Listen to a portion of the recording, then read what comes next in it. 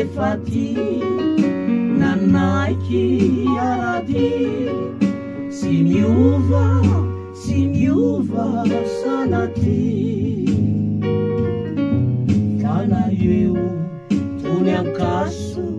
eto antany ranomaso niantsiky safosafo fanahino na oeto na otsiky na oseto babonao kaeto fanatolotroanao tifity kanjakao eny efa fantatra tsy ny lolo zay mandalo na ny voro mangakalo no atao aby malo tsy ny voro tsarady na ny bika tsafery no ampiovy lay fity matokia sombinaina ka onony reny saina ny voadikio lalaina fa ny fo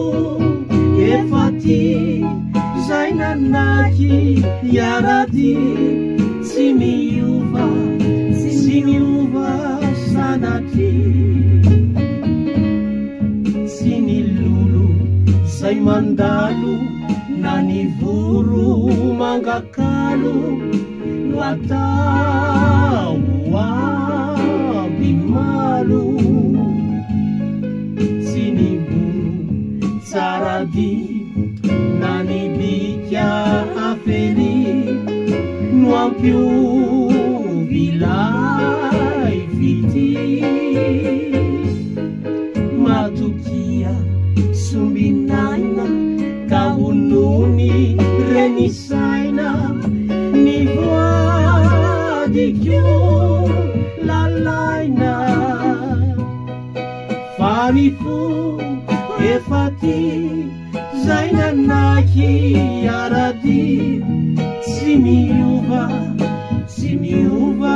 sanatry fa ny fo efati zay nanaky arady tsy miova